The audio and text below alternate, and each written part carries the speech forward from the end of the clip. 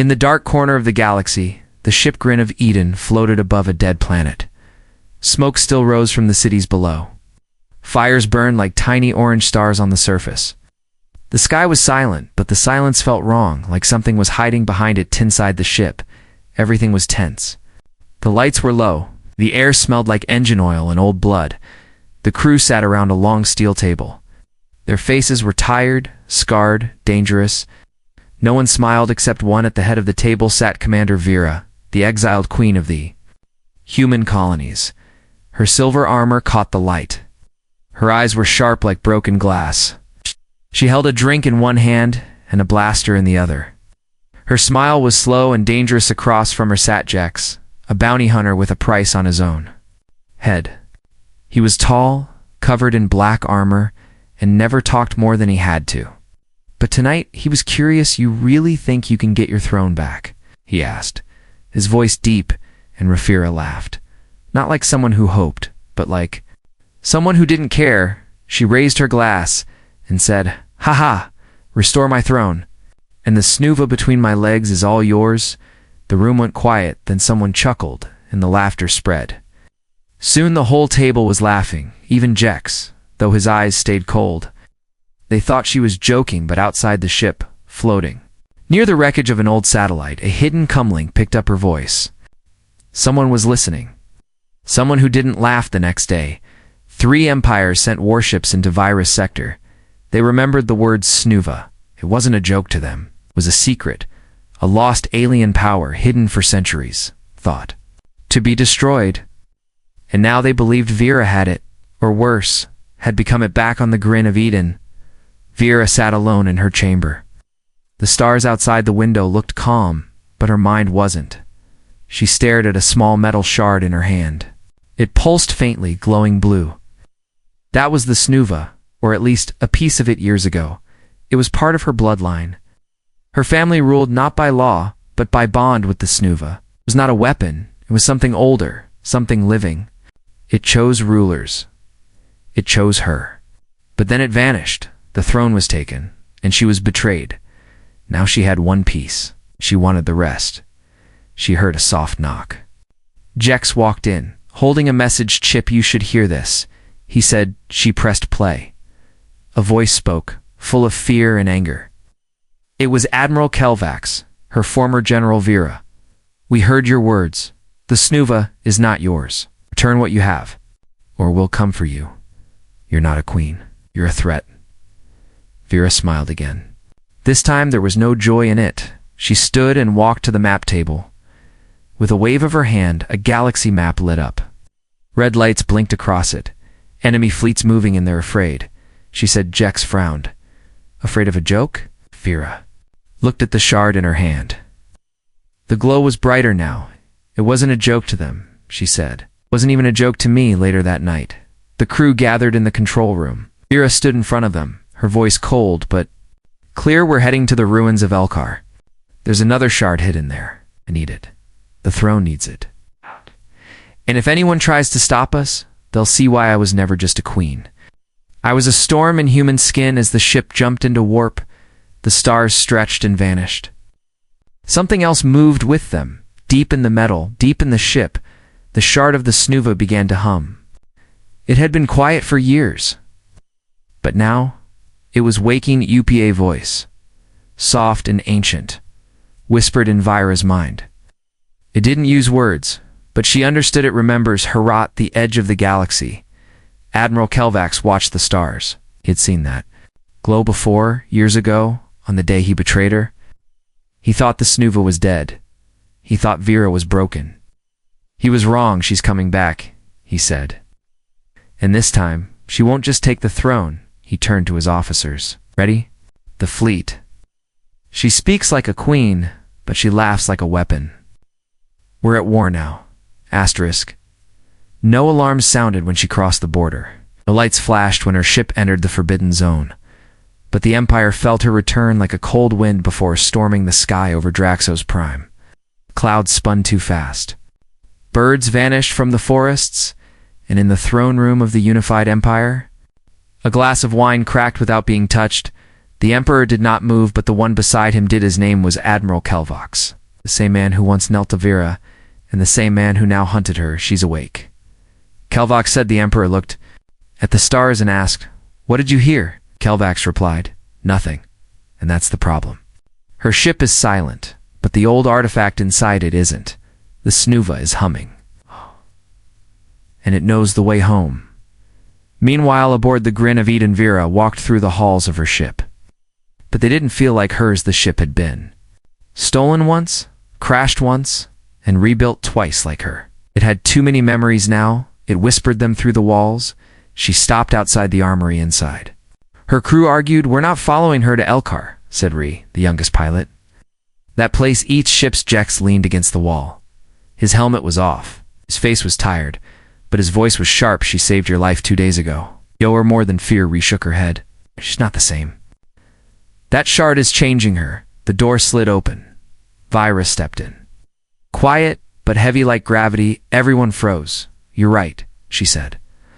"I'm not the same. I've seen what's coming. And you haven't." She placed the glowing Snuva shard. On the table it pulsed, not like a machine, but like a heartbeat. "In 3 days, we reach Elkar. In 4, the Empire follows. You want to run? Go. But this is the last time I explain why we fight." She turned and walked out.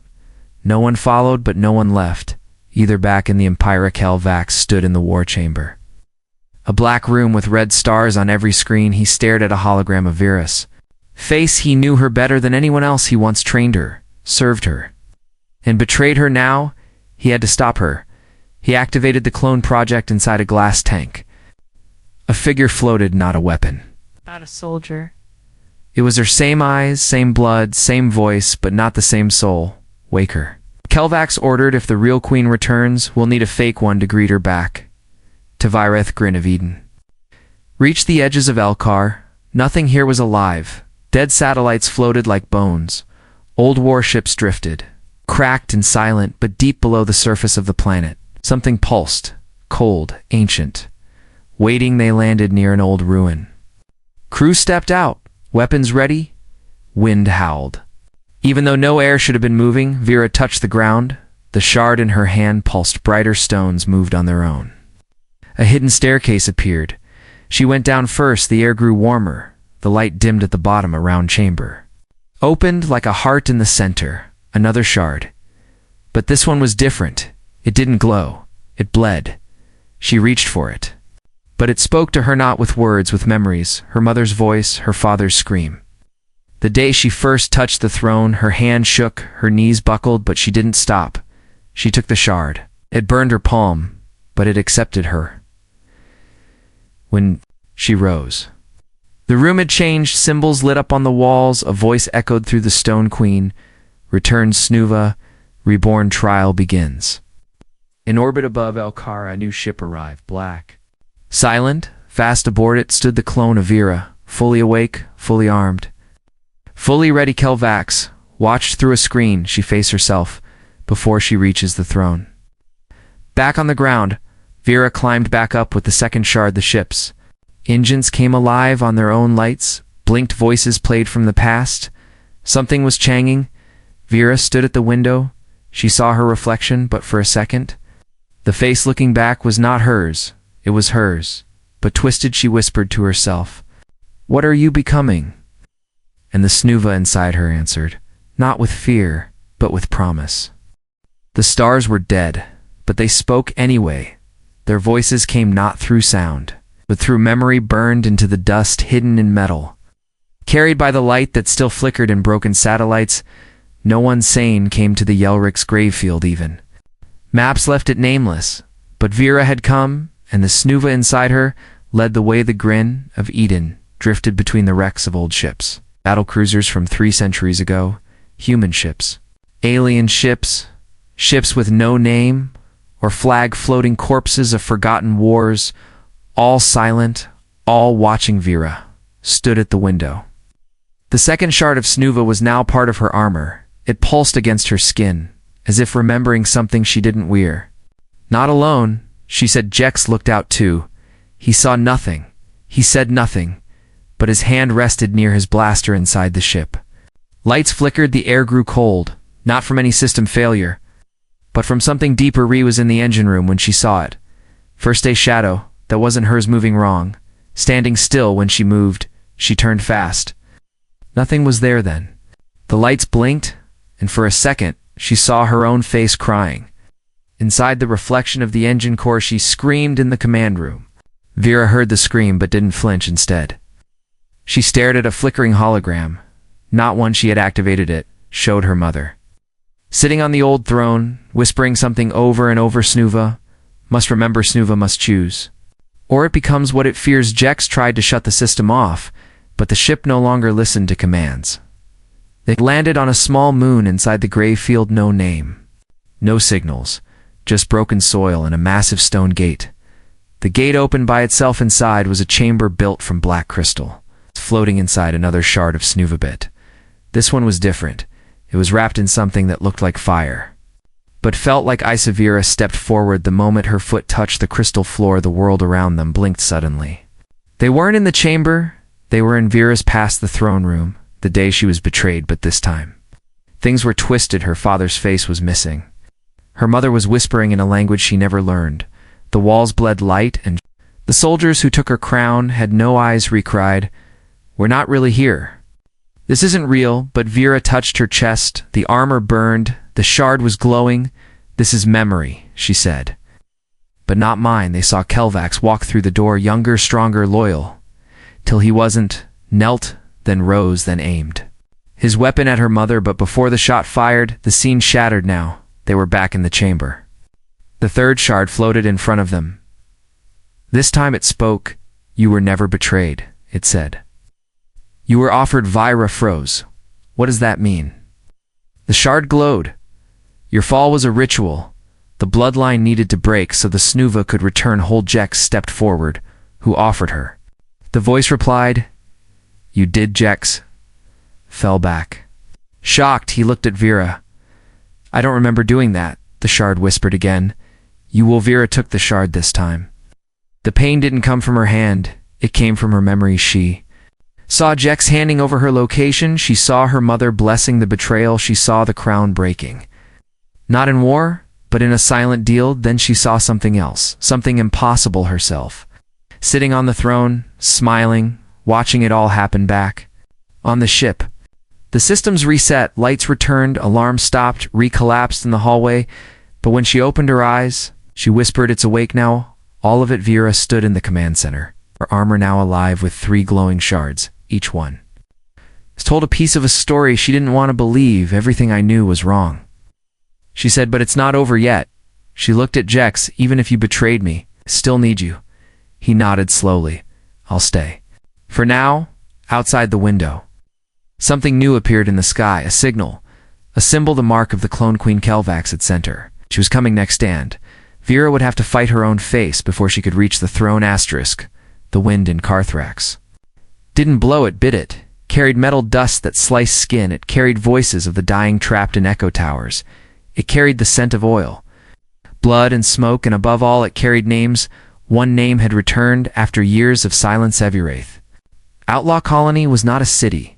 It was a cage of rusted towers and broken laws. No rules, no mercy, no memories that didn't bleed. But today, the people watched the dust trails rise outside the gates. They knew that kind of engine. Only one ship ever sounded like that. Only one person dared land without permission. And she had come back. Grin of Eden landed in silence. No greeting. No guns fired, not because they welcomed her, but because they feared what she might still be. Vera stepped out. Her boots crunched, old bones buried in the dust. Her armor pulsed with 3 Snuva shards. Every step lit the ground beneath her. It wasn't tech, it was power remembering itself. She walked to the center of the marketplace. No weapons raised, no guards stepped forward. They all waited for one voice, and then it came from a tower above. A massive woman leapt down, her body made of steel and scars, her face marked with the symbol of betrayal. Her name was Magra, the current keeper of the crown fragment. She had fought Vira's generals. She had melted the old banners, and she had sold Vira's throne to the highest bidder. Now she faced the real. Queen Magra laughed. The kind of laugh that broke glass. "I thought they buried you in a hole, girl." Now you crawl back like a rat wearing old fire." Vera said nothing. She just unstrapped her cloak, dropped it to the ground, and stood tall. Magra smiled. "So you want your crown? You know the rules. Nothing is given, it must be earned." In the circle? In steel the crowd roared. A fight was coming, not for show, not for honor, for claim. The dueling circle was carved into the ground like a scar. Old blood still stained the edges. No guns, no armor, only blades, and truth. Fear stepped in. So did Magra. No countdown, no speech, only silence then. The blades met. Magra fought like a boulder falling from a mountain, every swing meant to break. Not cut. Vera moved like fire wrapped in memory, each motion smooth, exact. Unblinking the crowd screamed, bets were shouted. Dust rose but Vera heard none of it. The snuva shard in her chest whispered ancient rhythms. She dodged the next strike cut. Low ducked, rolled, and landed a slash across Magra's leg. Blood hit the dust. Magra growled, "You bleed me." "I bleed the sky." She charged again. Vera didn't run. She stepped forward and drove her blade through. Magra's shoulder steel-cracked skin tore, and Magra felt the crowd went still. Avra stood over her, breathing hard, face calm. Then she did something no one expected. She dropped her blade, knelt, and pressed her hand to Magra's chest. "I don't need your death," she said. "I need your memory." The snuva shard pulsed. It touched Magra's blood. It read her past in the crown. Fragment hidden in her body, a silver disc stitched into her rib, began to glow. It rose from her flesh, floated into Vera's hand, and locked into her armor like it had always belonged there. Then the earth shook, not from the fight, but from something deeper. The snuva now had 4 pieces. It was starting to wake fully in the distance. A child watched. From a rooftop, thin, quiet eyes wide with wonder, he ran to Vera as the crowd backed away. He stood in front of her with dirty hands and fire in his voice. "You're still the queen," he said. "In my world." Vera looked down. She didn't smile, but she nodded, then handed him her fallen cloak. "Keep this," she said. "When I come back, you'll know why that night." As the grin of Eden left Carthrax, the people spoke. Her name again, not as a warning, not as a curse, but as a legend returning from a shand far beyond the stars. In a frozen lab, the clone queen stirred. She felt the crown take shape. She felt the snuva grow strong, and she whispered to herself, not with hate, but with hunger, "I will take what she rebuilds and sit where she bled." The body was built from her blood. The voice was copied from old recordings. The memories were uploaded from captured brainwaves, but the clone queen had something. Vera never gave time to study her own myth. She sat alone in a white room, surrounded by cold lights and cameras, every breath measured, every thought tracked, every answer tested. Kelvax watched from the other side of the glass. "Is she ready?" asked one of the scientists. Kelvax narrowed his eyes. "She thinks she's the real Vera," he said.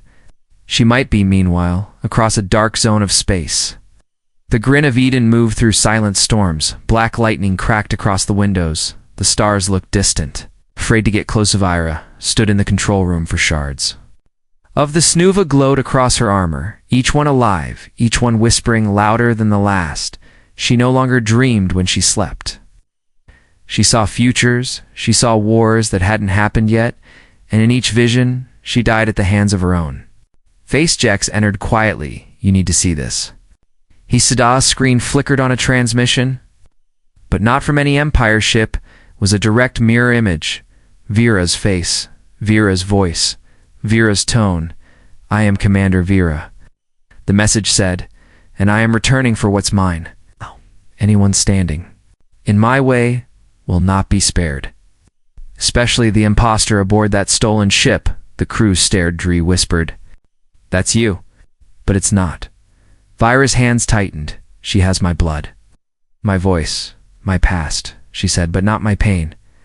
They traced the signal to an abandoned research station on the edge of the Ion Mirror Nebula.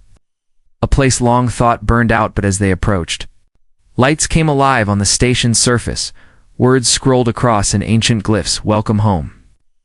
Vera, inside the station, there was no life, but the air felt crowded like the walls remembered screams. They entered a hall lined with statues, not stone, but old armor, each one modeled after Vera at different stages of her life. The real Vera walked past them without slowing, but her crew felt uneasy.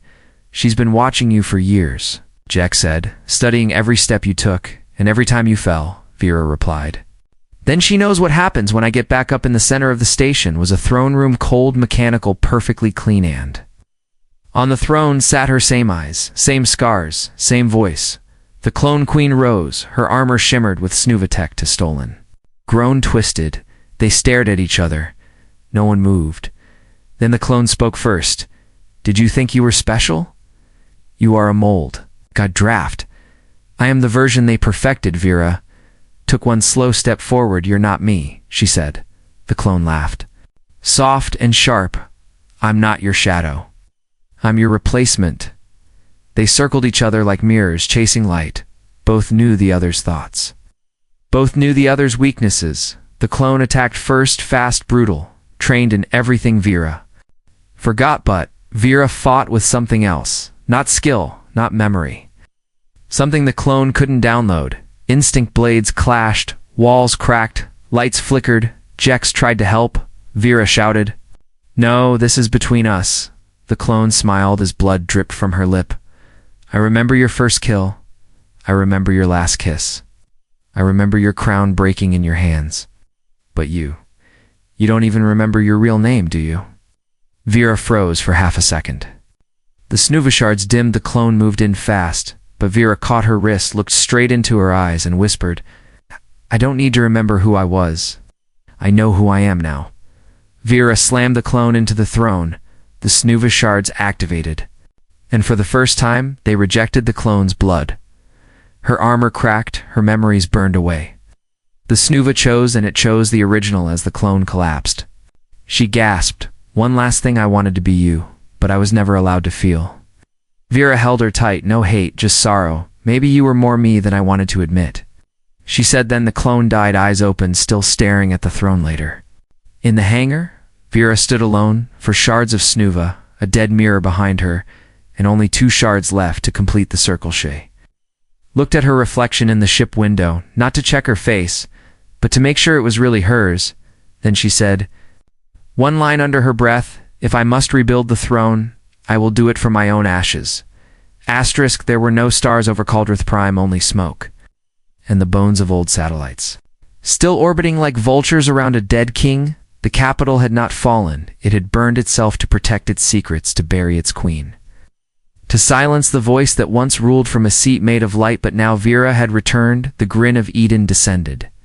Slowly through the clouds of ash, everything below looked frozen in time. Statues, half-melted towers, cracked like broken fingers. Glass cities turned to black dust. Tree whispered, "There's no movement." Jex checked the scanners, "because it's not alive anymore." What? Or maybe it's waiting. Vera said nothing. She looked at the ruins like they were watching her back. They landed where the Imperial core used to stand, a tower.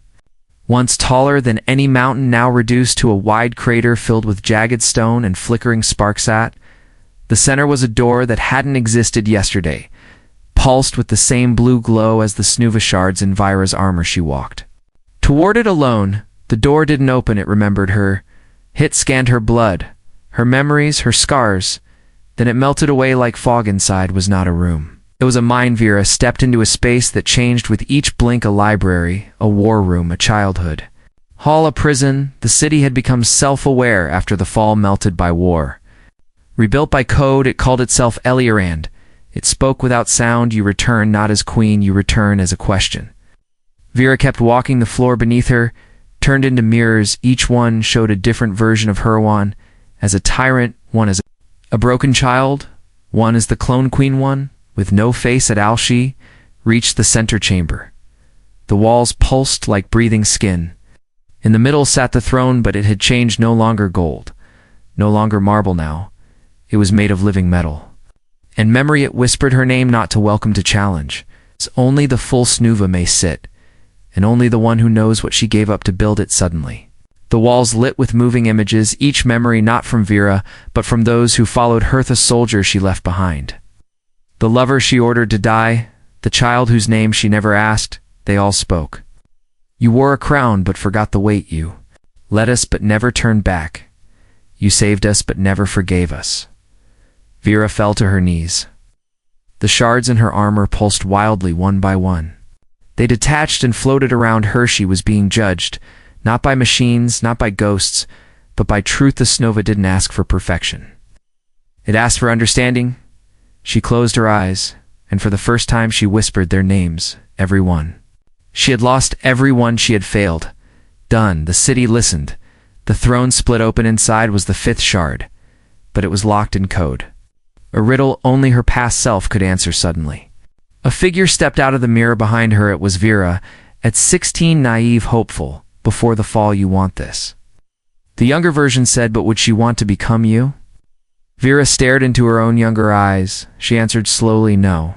She wouldn't, but she had to. The shard unlocked it, flew into Vera's chest. And the city roared with light. Elier spoke once more, "The throne accepts you. But the final shard is not here. It waits where memory was erased." As Vera walked back to her ship, the city began to fold itself inward, collapsing peacefully as if it had finally said its last words. Jex met her at the ramp. "What happened in there?" he asked. Vera looked at her armor now, glowing with 5 completed shards. Her eyes calm, her voice steady. "I didn't reclaim the throne," she said. "I forgave it far across the stars. In a forgotten prison, orbiting a dead sun, something stirred. A vault unlocked. A name reappeared, an old code of Vera erased. Subject hand. In the heart of that vault, the final shard of the Snova began to glow. There was no door, no beacon, no welcome, only an empty sky around a dying sun. A black vault floated in orbit, covered in chains of code, forgotten by empires, erased from records, protected by silence. This was where they buried her final memory. The grin of Eden arrived without signal. No ship had entered this space for 200 years, not because it was locked, but because no one remembered it existed, except Vera, at least. The part of her that had been locked away here. She stepped out alone. No crew, no weapons, no armor. The 5 shards of Snova followed her like ghosts. Glowing, humming, watching. The vault opened at her presence. No sound, just surrendered inside. It was cold. Not in temperature, but in feeling. This place had no emotion, no memory, no light, till Vera stepped in. Then all at once the walls pulsed, screens lit up, and her voice filled the chamber. Not the current Vera, but her erased self long ago, begging if I ever return. Stop me. At the center of the vault was a single chair. It looked like a throne, but made of rough metal, cracked screens, and chains that led into the floor, and above it hovered the final shard, not glowing, not alive, waiting. A figure stood beside it, not a clone, not a ghost, but a perfect mirror. It wore her face, but its eyes were empty. It spoke in her voice, but without breath. "You are not ready to finish." "It said," Vera replied. "I already have," the mirror said. "Then sit, and let the throne complete you." She took a step forward, but stopped. "I didn't come to take it," she said. "I came to choose." The Snova shards floated around her. Together, they formed a crown, not physical, but woven from memory, blood, and possibility. If she wore it, she would control fleets, systems, and the very laws of life and death. No empire could stop her, no god could command her, but the cost was simple. She would never be Vera again, only a name, only a symbol, only power. She turned to the mirror. "Show me what happens if I say yes." The vault lit up, scenes filled the walls, planets, kneeling enemies erased. Her name spoken in fear, the throne growing larger, her face slowly vanishing into the idea of her. She saw herself becoming everything she once fought against. Then she said quietly, "Now show me what happens if I say no." The images changed. A galaxy, struggling wars. She could have prevented her crew breaking apart. No queen, only chaos. And yet one image remained strong. The child on Carthrax, wearing her cloak, leading others, becoming something new. Vera took a long breath, stepped forward, reached for the final shard. It floated to her palm, then vanished, not into her, but into light. The Snova spoke one last time. "You have passed the test, not by taking, but by letting go." The shards dissolved, the throne folded into dust. The vault sighed, and Vera stood alone. No armor, no title, no power, but fully herself, back on the grin of Eden. Jex watched the scanner. "She's coming back," he said. Cedri smiled faintly. "Did she win?" Jex replied, She didn't need to when Vera stepped onto the ship. The crew stood not as soldiers, not as followers, but as witnesses. She didn't speak, she only nodded on, they knew years later. A monument stood in the ruins of Caldrith Prime. No statue, no flag, just words carved into stone. Here sat no queen here, rose one and walked away in a distant marketplace. A boy wore a faded cloak. He told stories of a woman who could have ruled the stars, but chose instead to leave behind a legacy. Stronger than power? He always ended with the same line. All hail the Queen of Nothing who gave us everything.